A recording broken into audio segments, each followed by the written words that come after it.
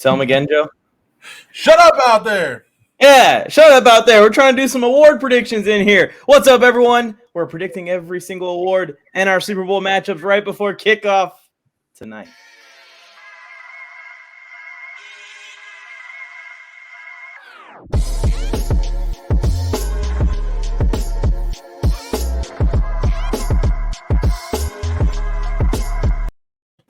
I'm going to reenact how I woke up this morning. Ready? I was sleeping. I was going, it's football time! Like that. Wide-eyed, ready to go. I saw Joe's text, what time we rocking? I said, doesn't matter what time. I'm awake and I'm ready.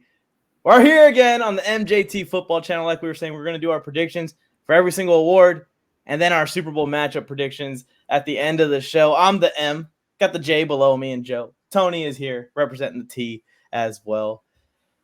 I'm just so excited. I don't even have words to say. Joe, Tony, how you guys feeling? It was a restless night of sleep, gentlemen. I was very excited, even though, just thinking about all the fantasy implications, ramifications in tomorrow morning and waking up, and it can't come soon enough. Kickoff, SoFi, Rams, Bills, ready to go. Joe. This is better than Christmas Day because I'm not getting socks. I'm getting Josh Allen versus Matthew Stafford on Thursday night. Oh, it's going to be great. And then I kick off the season against Mike in our Dynasty League, and I just made a huge trade to go on top of it so I can – and then, of course, to top it off, we'll have the Raiders beat down the Chargers this week.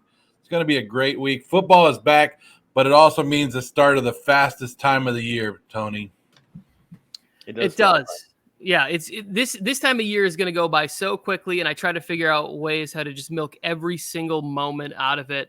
But I can't wait for all the drinks, all the candy, all the food, all the family, all the football that I can handle. And Joe, fat guy's delight. The football season is the fat guy's delight because pizza, wings, anything that I want during football season goes right into my belly and gets me even bigger. But I always say the camera adds 10 pounds. This one adds like 100. Yeah, mine is 100 on there. And Joe, you don't know this yet because you haven't clicked the damn link. But we play each other the first week in the NFFL also.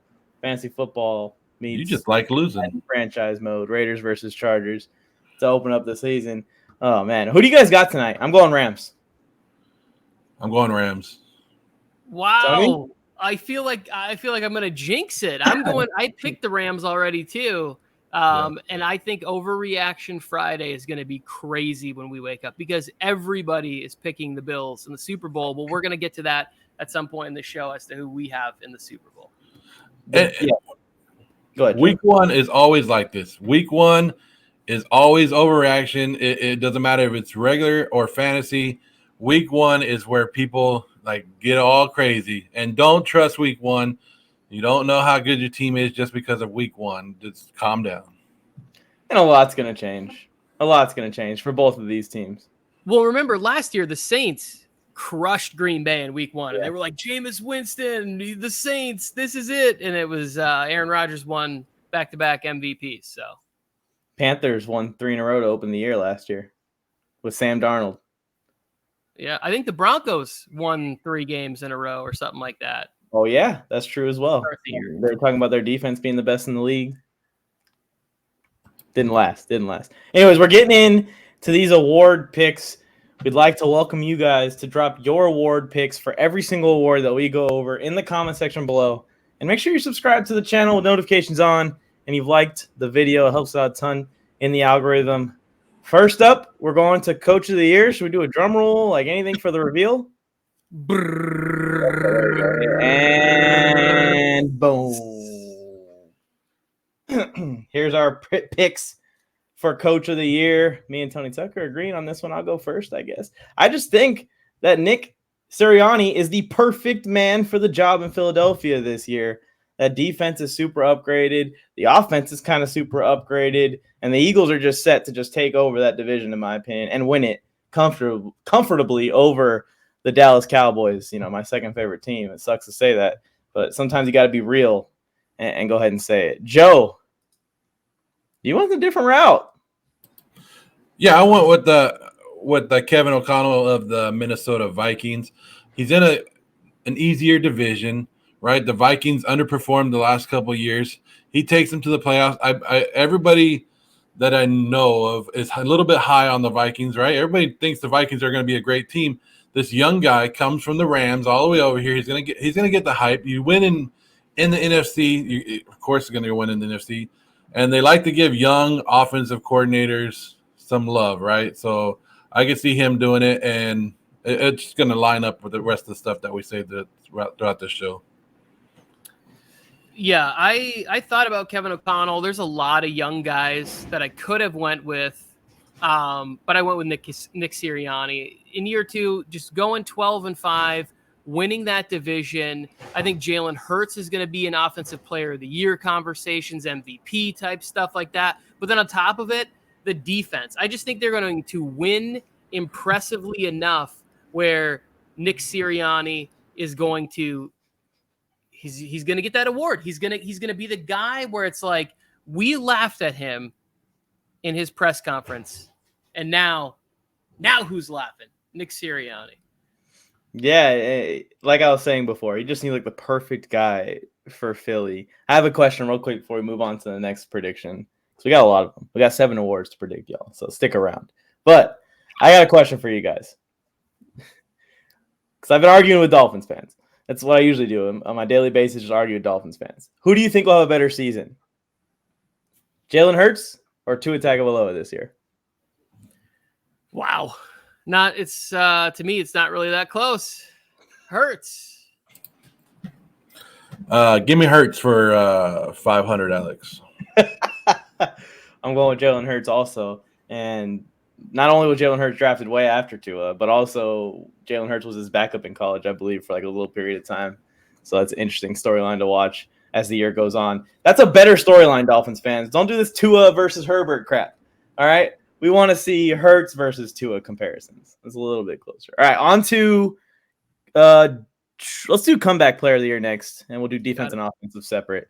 But here we go. Comeback player of the year onto the screen. And we got 2 like-minded individuals, but 2 different like-minded individuals. In my opinion, this award is Derrick Henry's to lose. I don't even know like his qualification for this award. He did play in that last playoff game at the end of the year last year for the Titans, where they absolutely failed to the Cincinnati Bengals, got 9 sacks, and they still found a way to lose that game.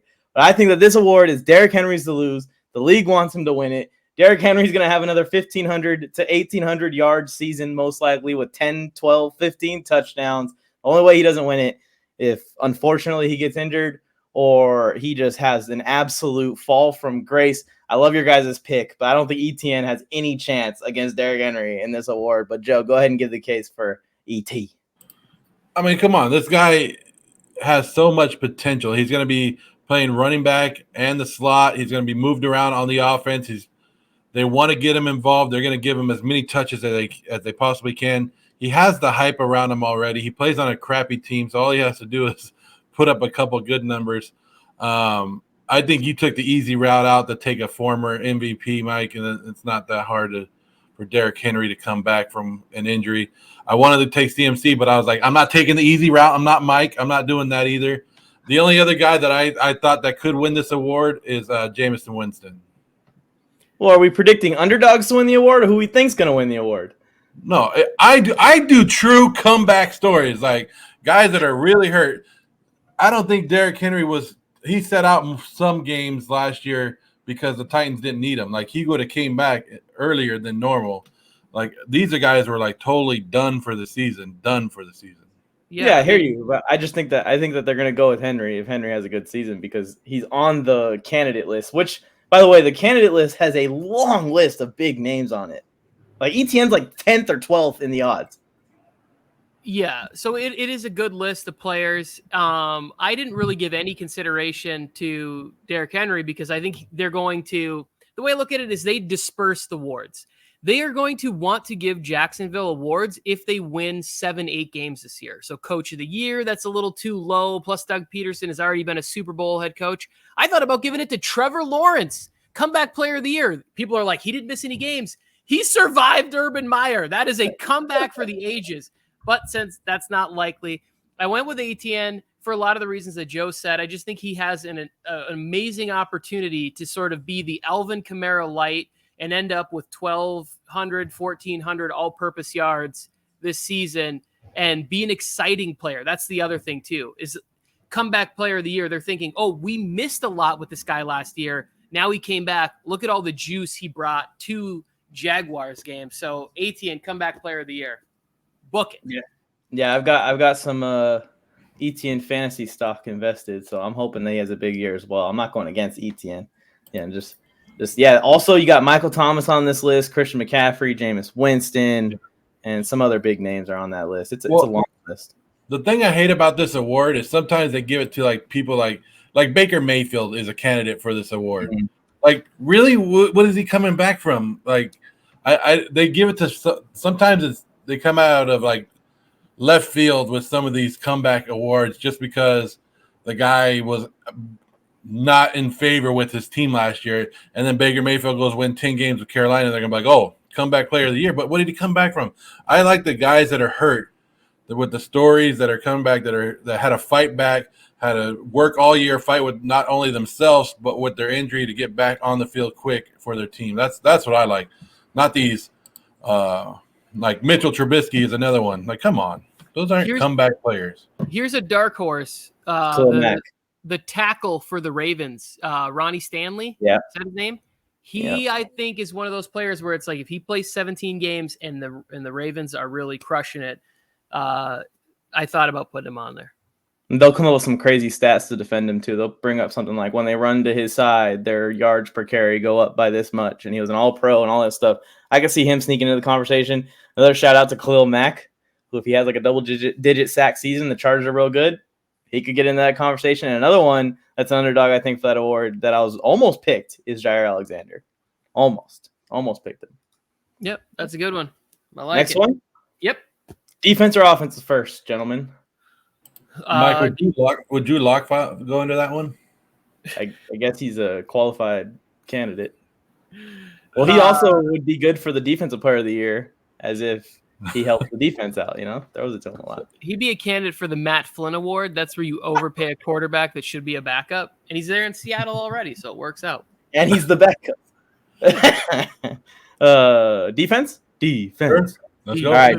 Defensive rookie of the year. Here are our picks. And this one's going to be a fun one to talk about because we all got some electric rookies. I'm going with Aiden Hutchinson.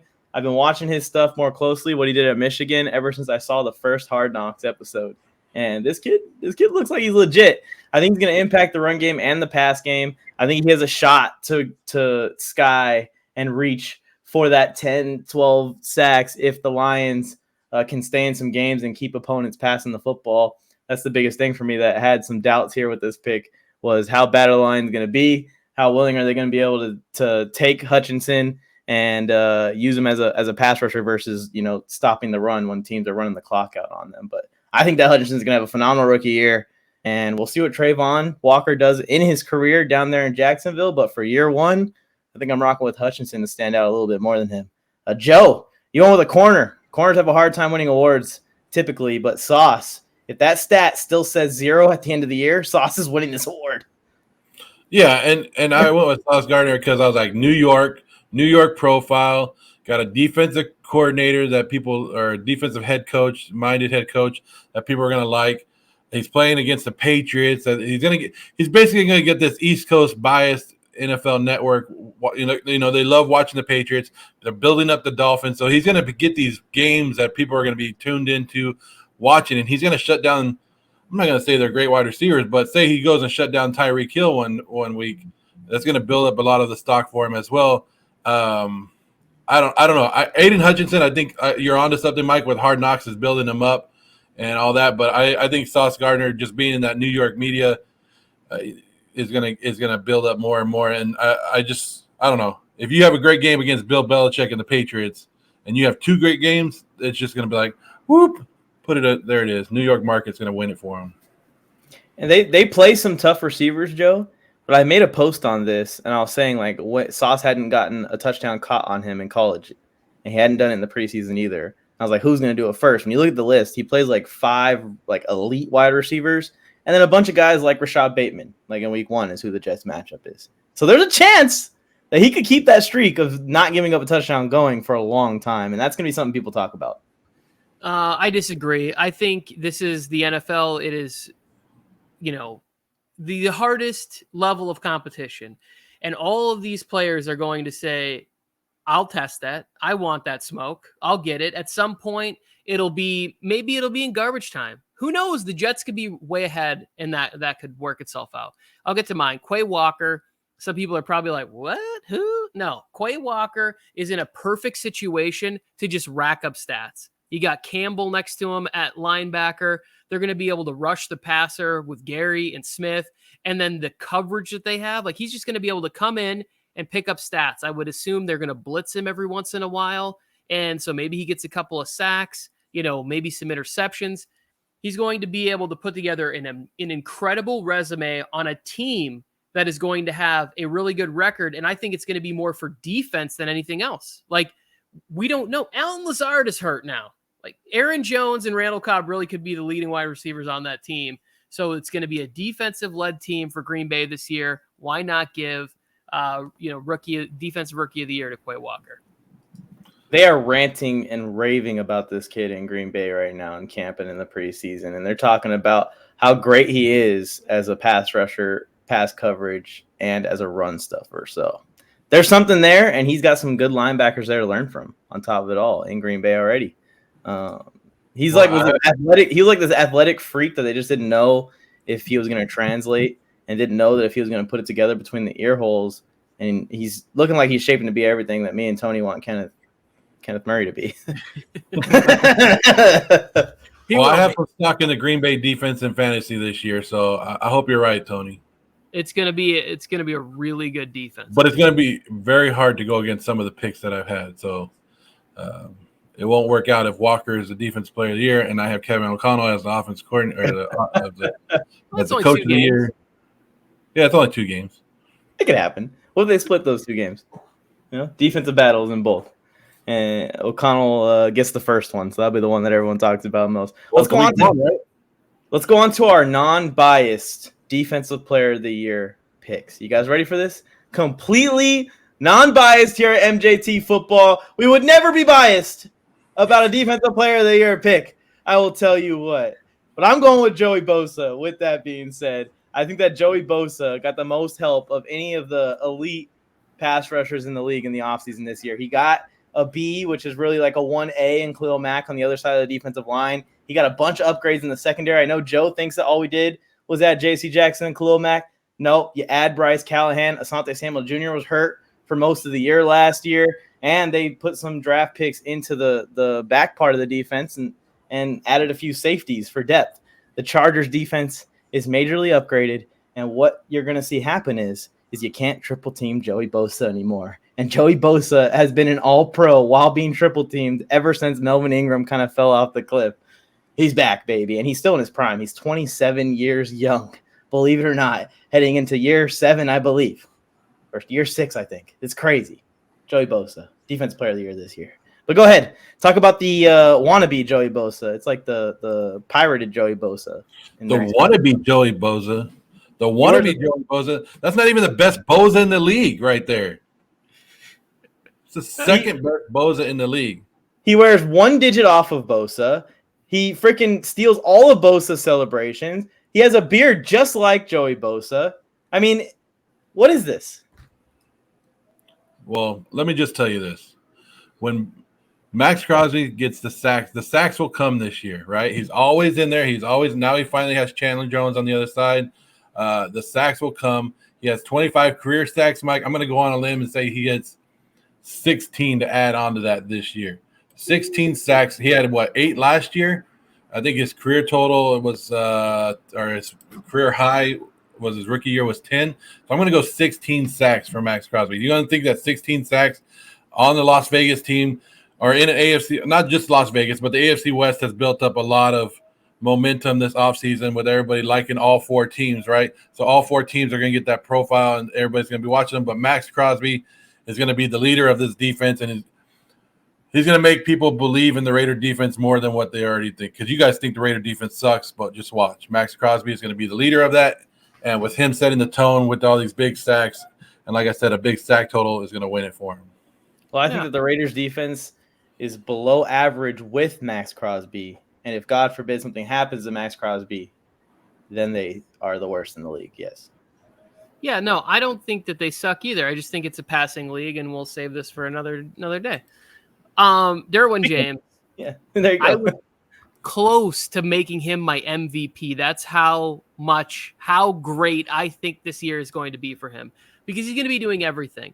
The problem with getting anybody from the Chargers on any of these lists is that they're going to have to be so outstanding, because there are so many recognizable names that they're going to steal votes from each other with Khalil and Joey and Derwin and JC. Like, it's not even at a certain point, it's not even about your ability. It's about the recognizability of the names on the list, right? That's why I think Crosby would have a little bit of an edge.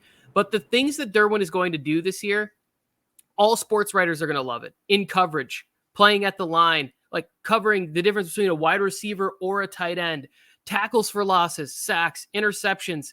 He is going to be the person that is highlighted and talked about. When all the primetime games up, he's going to get the promos there. He's going to put together statistically one of the best years that we have seen from a defender. And everybody's going to go, oh, it finally came to fruition for everything that you thought he would be after his rookie season.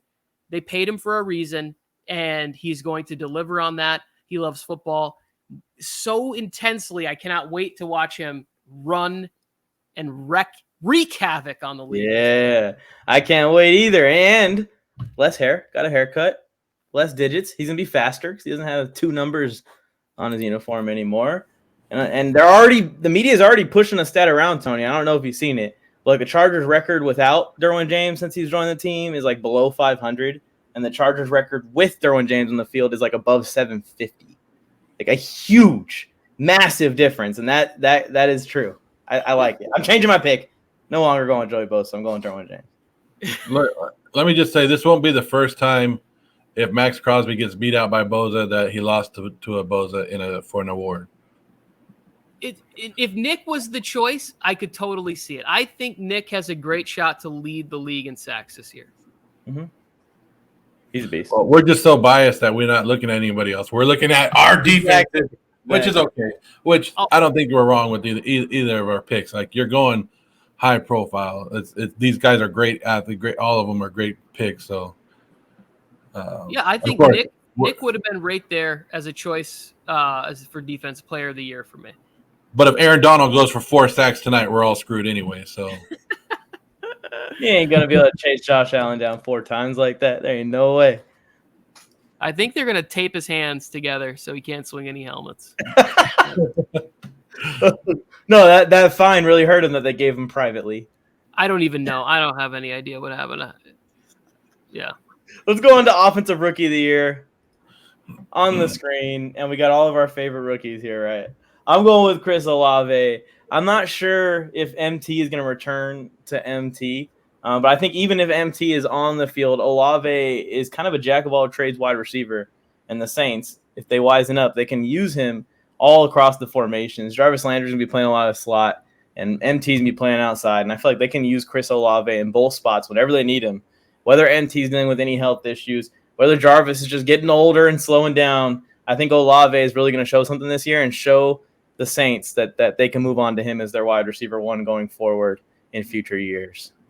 Joe, Treylon Burks. To me, he has that Jamar Chase feel from last year where everybody's doubting him. Everybody's like, oh, he was hyped up going into the draft and going into the regular season, and then we forget about him, and then all of a sudden the regular season hits and he comes away with it. Now, do I like him more paired up with Malik Willis? Yeah, but I do think that they're going to find a way to give him the ball. And the more I saw of him, like, later in the preseason and some of the games and the way that they were working and some of the clips that I saw of him getting wide open, I think he's going to have a great season. And we're always and Tennessee's always in the mix for one of the top teams in the AFC. So if they continue to do that, I think they have to beat out my standings because I don't think I had them too high. But if they continue to be one of those top seeds, people are going to realize and go, oh, he took over. Not only did he take over for A.J. Brown, he also kept the offense going. So I'm going to go with Burks, and I think he surprises a couple more people this year. I would be the happiest for Treylon Burks, but Chris Olave was my backup choice on this one. I can't go away from Dameon Pierce. He was one of my favorite players in the draft. Just watching it and texting Mike constantly about Dameon Pierce and how wonderful it would be to have him on the Chargers. But the opportunity to come in with no real competition in my mind for touches, and everybody keeps going, oh, well, what if they don't get to run the ball because of the negative game script they're behind or whatever. I think this team is better than people are giving it credit for, and there's going to be more fight. Lovie Smith is a good coach, a defensive coach. They add Derek Stingley Jr. In there, and like when he starts to come around, and Davis Mills is better than people give him credit for. Now, there's going to be a bit of a learning curve there, but I just think based on opportunities, if he gets to 1,100 rushing yards and 8 touchdowns this year, he's getting, if you're looking at 1,400 all-purpose yards and 8 touchdowns, you're looking at the rookie of the year. It's kind of biased, but there's no rookie quarterback that we think, unless Kenny Pickett gets 15, 16 starts, that we think is going to be able to compete with that. So I'm going with Dameon Pierce, and I feel pretty confident about this one. It really is crazy the flip. Last year, all we talked about was quarterbacks when it came to the Rookie of the Year award. And now this year, there ain't any quarterbacks that really seem eligible, that seem like they're even going to get on the field and play enough to get in there. So we'll see. Maybe Malik Willis gets in earlier than we thought, and he could push for it. And last year, after all the QB buzz, a wide receiver won it. So it's hard to call. Definitely, there is something about that, but you also have to look at what that receiver did. He had an all-time season for that position. So it's like, could Mac Jones, if Jamar Chase gets 1,100 yards instead of 1,500 yards, Mac Jones wins the MVP last year. Mm. All right, Offensive Player of the Year. This is all of the offensive players. I think you guys are going to like this one. I enjoyed making this graphic and seeing y'all's lists. Look at that. Look at that. We're all going with Jay Jettas, Justin Jefferson. Joe, I'll just let you take it away. You're going to say everything I'm going to say, so go ahead. What am I going to say? I've been hyping up the Minnesota Vikings most of the offseason. I already picked their coach as the offensive coach of the year.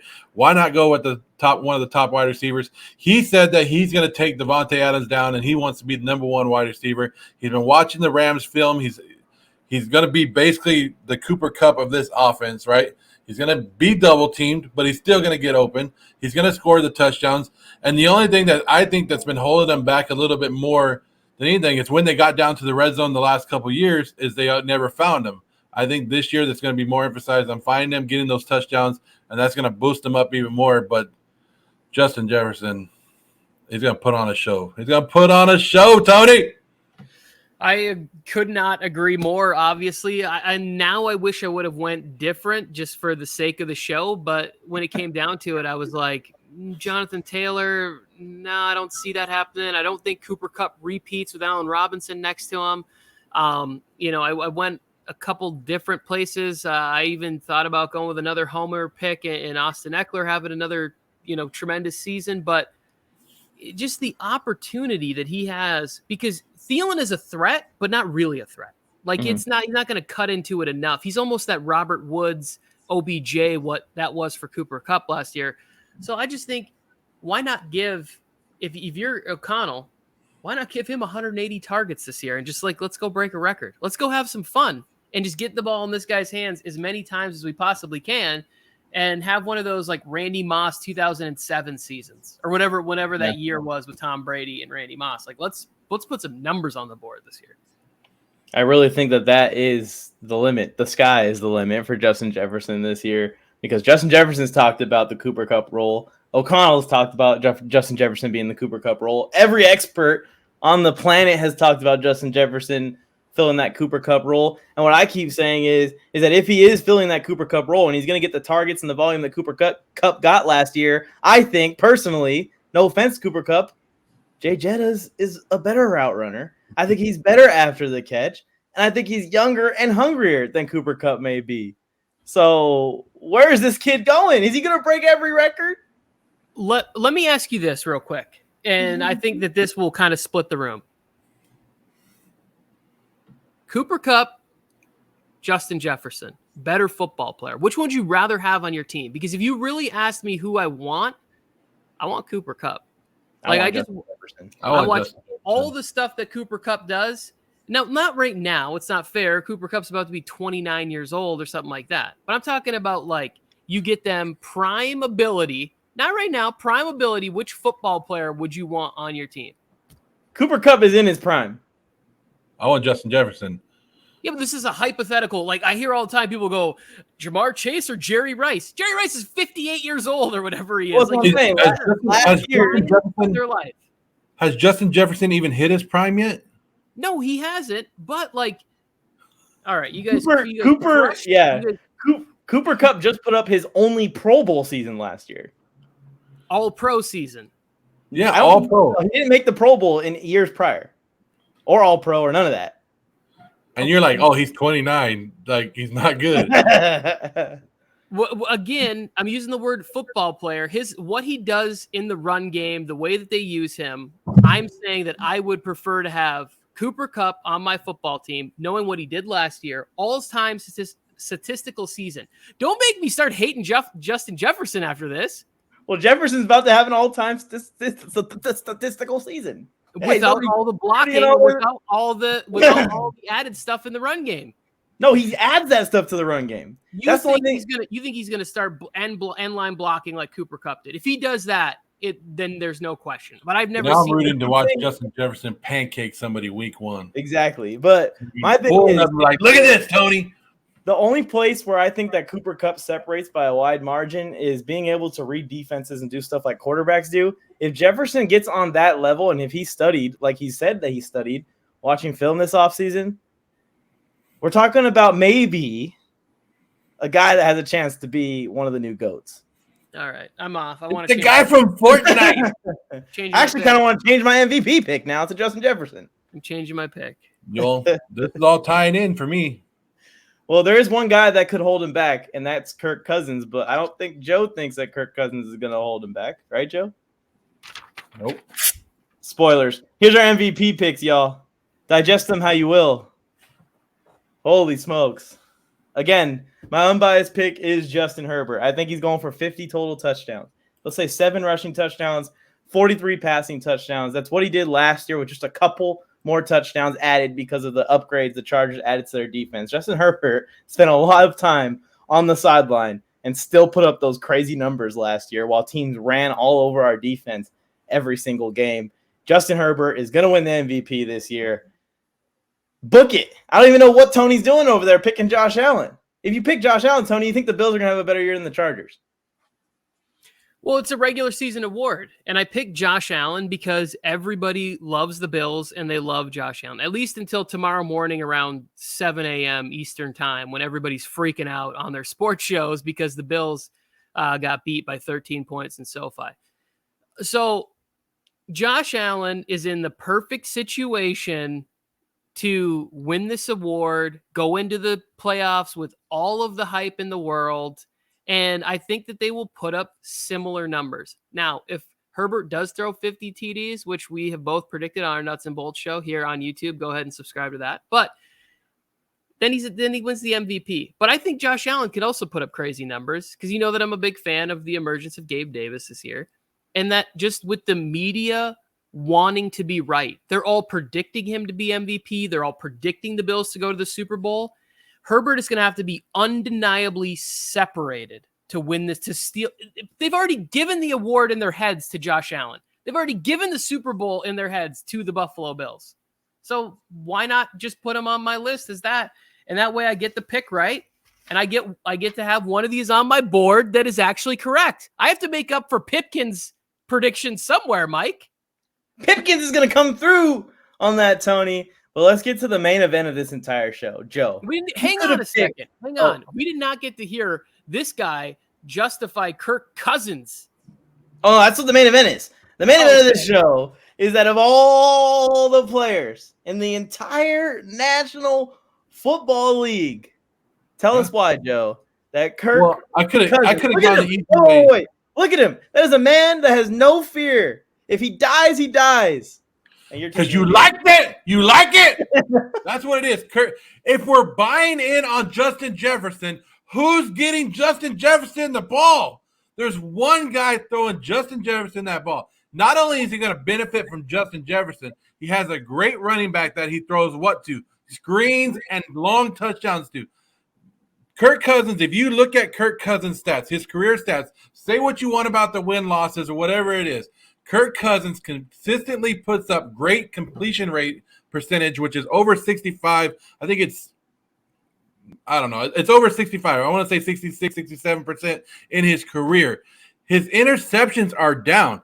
Last year, he only threw 7 interceptions. I think his career high in a season is 13. Kirk Cousins, and I already told you, I had Kevin O'Connell as the coach. Then we go Justin Jefferson, offensive player, and then this guy right here is your MVP, Kurt Mofo Cousins, right here taking the MVP. And Tony, if the Minnesota Vikings are as good as we're making them out to be, why wouldn't their quarterback be the star of the NFL? Why wouldn't he be? I don't know, because in that picture he's got a fanny pack on. Here's the thing. I'm with you. Your hands warm, Tony. The hand warmer, Tony. I think that Kirk Cousins is going to be fantastic and have a great year. It's going to have to be like crazy good. This is like, are we talking like Rich Gannon type MVP where everybody's kind of down for 1 year and like it kind of falls back to the pack?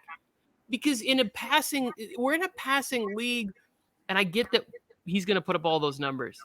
I can't see them. They would it's more exciting to give the pick to Jefferson than it would be to Kirk Cousins.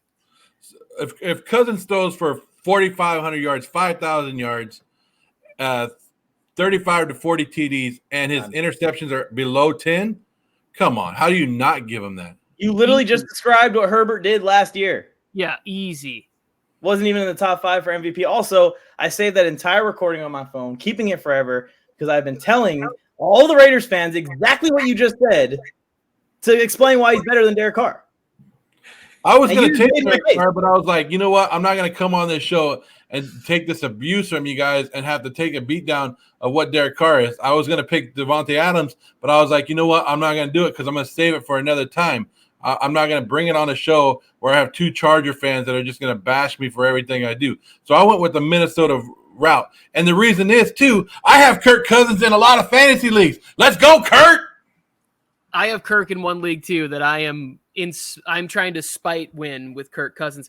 My backup for this was, again, I go with who the media loves, who they're propping up. Russ Wilson was a close second for me in this award. They love him, and they want him to win. They want all the corniness to work out. They've been wanting Russell to win this award for a long time. Yeah. But that second half of the season is Russell's bugaboo. Yeah, and the Broncos fans are going to have to hear that until the second half of the season, no matter what's going on with their season. I just got another drop from Morley. I'm already tired of the let's ride thing. Can you imagine like when they're 6-10 and people are like, let's ride. Like let's going to be the new Cowboy fans vacation. Yeah. My backup pick was J-Tay. I think that the Colts are going to be phenomenal this year. I think they're going to be good. Jonathan Taylor to the moon. You know how you ask Cowboy fans, like, you guys still them boys, like after they lose? That's going to be like, hey, you still riding? You still riding over there? Oh, boy. All right, let's get into the Super Bowl picks. I don't got any graphics prepared for you, gentlemen. I think we just go around the horn. We say our Super Bowl pick. We make our case. And we'll let the people decide in the comment section which ones they think are more likely to happen. We'll start with the M. That makes sense. I'm the M. I'm going with the all-LA Super Bowl. LA versus LA in Arizona, just because that's the way Californians do it. We go to Arizona to do everything that we want to do because it's cheaper there. But anyway, I think that the Rams and the Chargers are going to be going at it at the end of the year. When you look at the Rams roster, it's just so stacked. And if they don't have injuries, if they don't have any issues, and they add Odell Beckham Jr. on December 13th, he circled the date and said it to the public, they're going to be invincible come playoff time because of how much depth and how many superstars they have on this roster. I think the Tampa Bay Buccaneers losing all those linemen, Tom Brady disappearing for 10 days, really made me change my picks. I originally had them going and Tom Brady finishing his career on a Super Bowl loss to the Los Angeles Chargers, who now have probably the best defensive line on paper, Joe. Don't freak out. The best defensive line on paper right now. The best or one of the best secondaries on paper. The Chargers' problem last year was not offense. We had a top 5 offense. We had a top 5 efficiency offense. We had a top 5 total yardage, total points, whatever you want to call it. Top 5 and everything on offense. The Chargers fixed the defense, and now they're bound. They're bound to go to the Super Bowl. And Justin Herbert is putting one on my finger. First one of my life. And not the last. Joe. Well, I'm riding the same train that I've been riding the whole damn show. We're taking the Minnesota Vikings in the Super Bowl with MVP Kirk Cousins and Offensive Player of the Year Justin Jefferson taking on the best team in the AFC, the Las Vegas Raiders. Kirk Cousins, Derek Carr. What a great Super Bowl. Build that up in Glendale because it's only – we could have had it in Hollywood last year, but we're going to have it in Glendale, Arizona this year. 2 of the most underrated quarterbacks in this league going at it in the Super Bowl this year. Derek Carr, Kirk Cousins, going to put on a show. Of all of the possible options we have. Justin. Look at the star power that you're going to have. Justin Jefferson. You're going to have Devontae Adams. Woo! MVP Kirk. Okay, so let me get this straight. Joe has Coach of the Year, Kevin O'Connell, Rookie Defensive Player of the Year, Lewis Seen, Patrick Peterson, Defensive Player of the Year, Offensive Player of the Year, MVP, and the Vikings in the Super Bowl all in one year. I don't know if Minnesota could handle all that good news that you were throwing in their direction. My Super Bowl pick is this. Let me clear that throat. Here we go. The person that they say has the most arm talent, the beautifulest delivery of the football and all the NFL. He gets all the regular season accolades that you could ever want them to have. He's right there. He's lived in the shadow of another great number 12.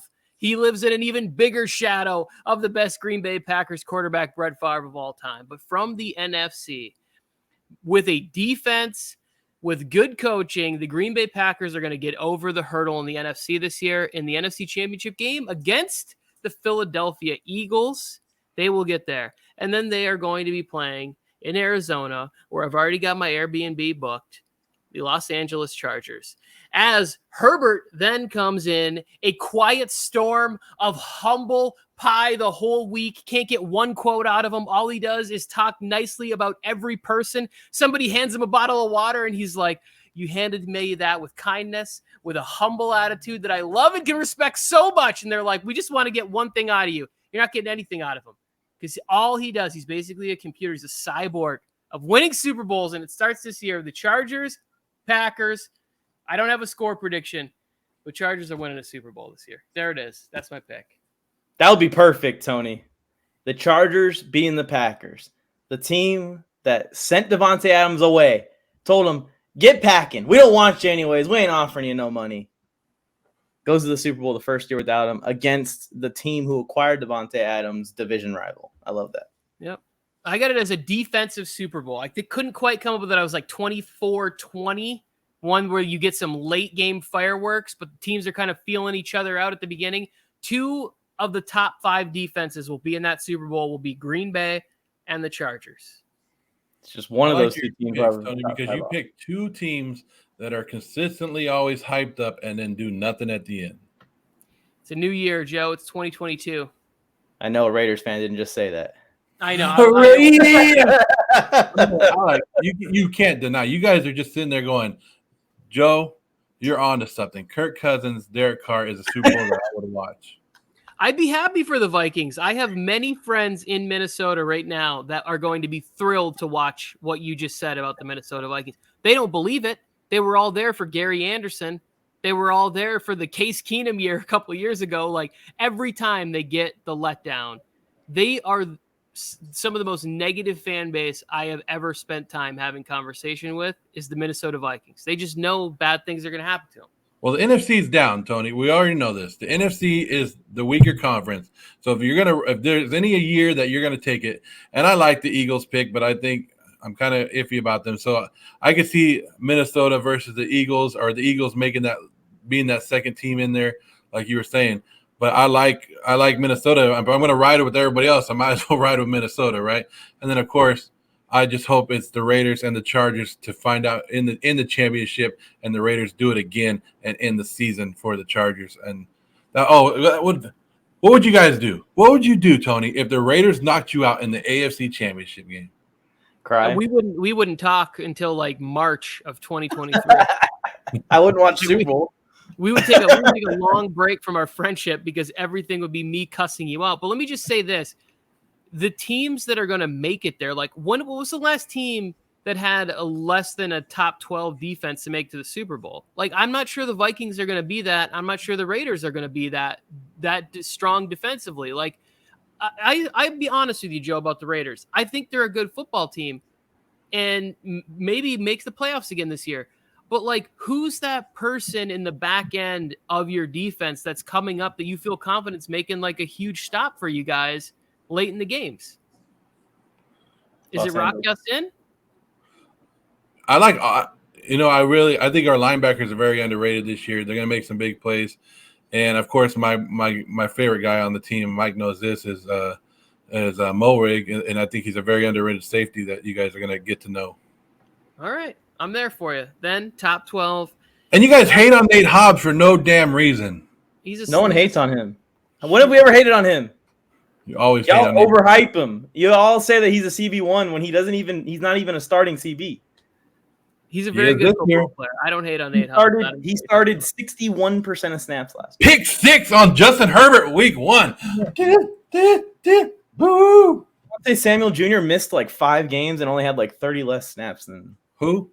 Than Hobbs. When was the last time too that we had two first-year coaches with new teams in a Super Bowl? Like, that doesn't happen. Like, that's just it doesn't happen, but it's not impossible, Tony. No, it's not. It's definitely not. I mean, we didn't have teams playing in their home stadiums until the last 2 years. So yes, you are correct. Weird things are happening. But then that also leads me to why the weird thing will happen, that Aaron Rodgers will pass the baton as the person who throws. Everybody goes, Aaron Rodgers throws the best ball in the NFL. This year, everybody goes, Justin Herbert throws the best ball in the NFL. Oh, there we go. There we go. And that is it. That is our prediction for the NFL season right there. We gave y'all all of our division predictions. If you guys want to go check them out, they're attached to this in the playlist. We gave y'all all of our award predictions, and now we got our Super Bowl predictions on the table. We'll see who's the most accurate when we come back and look at it again next year. I think overall it was Tony, right? We like 3 split it now. Tony won the overall last year. Joe won, I think, the AFC, and I won the NFC.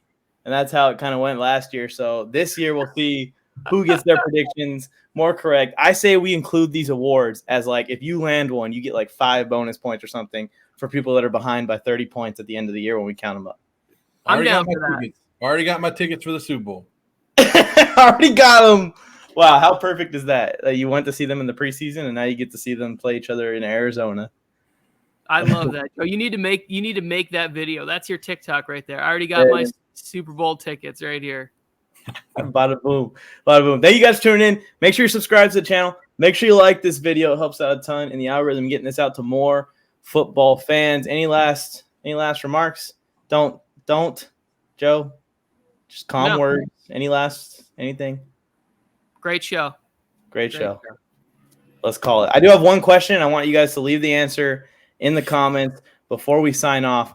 And the question is, if Kirk Cousins has the year of his life, wins the MVP award, takes the Vikings all the way to the Super Bowl, how will that affect LeBron's legacy?